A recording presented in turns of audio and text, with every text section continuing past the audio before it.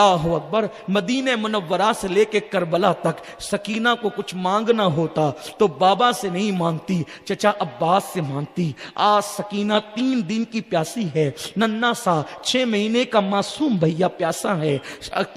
قاسم کا لاشا جو ہے وہ ابھی ابھی لایا گیا ہے۔ سکینہ نے چچا کا ہاتھ پکڑا اور ہاتھ پکڑ کر کہا، او میرے چچا، آپ سے میں نے جب بھی کچھ مانگا آپ نے فوراً حاضر کر دیا۔ میرے چچا، کیا آج آپ اپنی سکینہ کی کوئی بات نہیں مانیں گے؟ عباس کی آنکھوں کے اندر گویا کہ غیرت بن کر کے ان کے جذبات چمکنے لگے۔ عباس نے کہا، میری بھتیجی بول تو صحیح، چاہیے کیا؟ اس وقت سکینہ نے کہا، چچا دیکھتے نہیں اصغر بھیا کیسے مٹھیاں بند کرتا ہے اور کھولتا ہے، پیروں کو پھیلاتا ہے اور سمیٹتا ہے، اس کے لیے تھوڑا سا پانی لا دو۔ چچا اگر مجھے نہیں تو کم سے کم میرے بھیا کو پلا دینا۔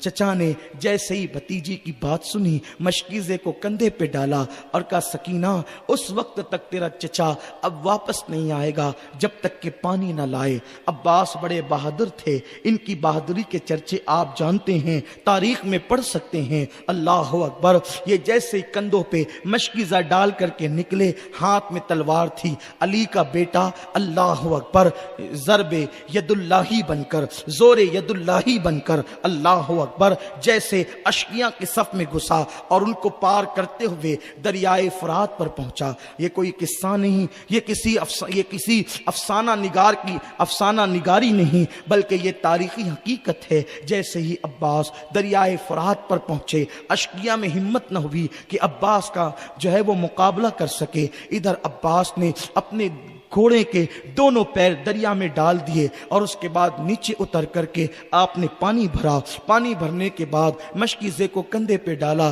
اور اس کے بعد آپ نے اپنے چلوں میں پانی اٹھایا۔ جیسے ہی پانی چلوں میں اٹھایا، سکینہ کی پیاس یاد آئی، معصوم اصغر کی پیاس یاد آئی، آپ نے پانی چھوڑ دیا، یہ سوچ کر فاطمہ کے شہزادے اور شہزادیاں پیاسے ہیں اور میں کیسے پانی پی لوں۔ ایسے عالم کے اندر پھر عباس تو پانی چھوڑ دیتے ہیں، ادھر اپنے گھوڑے کو اشارہ کرتے ہیں کہ تو بھی تو 3 دن سے پیاسا ہے، تو پانی پی لے۔ لیکن یہ کوئی افسانہ نہیں بلکہ حقیقت ہے، اہل سنت کی معتبر تاریخ کی کتابوں میں ہے کہ اس گھوڑے نے اپنی گردن کو ہلایا اور اس کے بعد وہ پانی سے نکل گیا، گویا کہ گھوڑا بھی کہہ رہا ہو کہ آقا میں حسینی ہوں، نبی کے شہزادے پیاسے ہوں، میں پانی کیسے پی لوں۔ اندازہ فرمائے مولا عباس، غازی عباس جیسے اپنے گھوڑے پر بیٹھے اور آگے بڑھنا چاہیں، شمر پلید نے کہا، خبردار خبردار، اہل بیت کے خیمے میں ایک قطرہ پانی نہ پہنچنے پائے، ورنہ یہ تو پیاسی ہو کر کے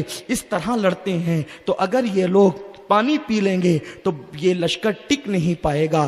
ایسے میں عباس کی طرف حملہ کرتے گئے، عباس کا ایک بازو کٹا، عباس نے دوسرے ہاتھ میں مشکیزہ سنبھالا، دوسرا بازو کٹا، دانتوں سے مشکیزہ سنبھالا، اب مشکیزہ عباس کے سینے پر تھا۔ عباس پوری قوت لگا رہے تھے کہ کسی طرح سے میں یہ پانی سکینہ تک پہنچا دوں، معصوم اصغر کی پیاس بجھا دوں، لیکن آپ جانتے ہیں اللہ اکبر، ایک پلید کی آواز آئی، خبردار، خیمہ آل محمد میں پانی نہیں پہنچنا چاہیے۔ تو تیر پر تیر برسنے لگے، آگے سے تیر، پیچھے سے تیر، اور ایک شقی بدبخت کا تیر اس طریقے سے آیا، اس کا نام نوفل تھا۔ اس پلید نے ایسا تیر مارا کہ وہ تیر جو ہے وہ مشکیزہ چیرتے ہوئے جناب عباس کا سینہ چیر کر کے وہ باہر نکل گیا اور پانی گرا۔ عباس رونے لگے، وہ عباس جو کسی جنگ میں پھوٹ پھوٹ کر نہ رویا تھا، آج پانی گرتا دیکھ کر کے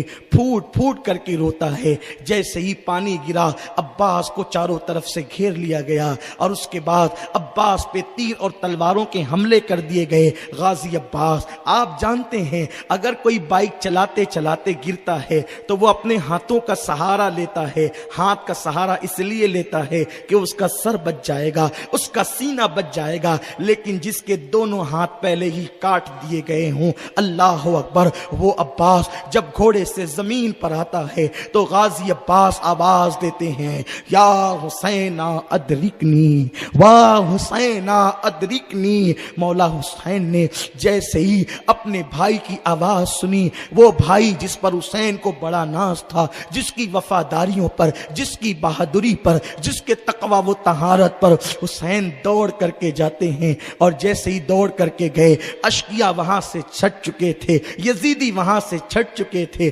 जनाब अब्बास जो है बदन में तीर पेवस्त है, जख्मों से निढाल है। और जैसे ही मौला हुसैन ने अब्बास का सर अपने जानों पर लिया और चेहरे पर हाथ फेरा, अब्बास के चेहरे पर मौला हुसैन का हाथ फिरा, अब्बास ने आंखें खोल दी और उन जख्मों से अब्बास ने चूर होने के बाद भी मुस्कुराया। और मुस्कुराने के बाद कहा, हुसैन क्या मैंने हक की गुलामी अदा कर दिया है? मौला हुसैन की आंखों में आंसू थे, सर पे हाथ फेरते जाते और कहते, अब्बास मेरे भाई तेरे जाने से मेरी कमर टूट गई। अब्बास कहते हैं, हुसैन एक पैगाम देना चाहता हूँ, जब तुम मेरे लाशे को उठा करके खैमे में ले करके जाना तो मेरी सकीना से मेरी तरफ से माफ़ी मांग लेना कि सकीना तेरा चचा गया था और तुझसे वादा करके गया था कि तेरे लिए पानी ज़रूर लाएगा, लेकिन सकीना तेरा चचा वापस तो आया है लेकिन तेरे लिए पानी लेकर के नहीं आया। अब अब्बास ने आखिरी जुमले ये कहे और कहा, हुसैन अब मैं बाबा को, माँ फातिमा को, उम्मे बनीन को, नाना जान को देख रहा हूँ। मौला हुसैन ने कहा, उनसे जा करके कहना थोड़ी देर में हम भी आते हैं।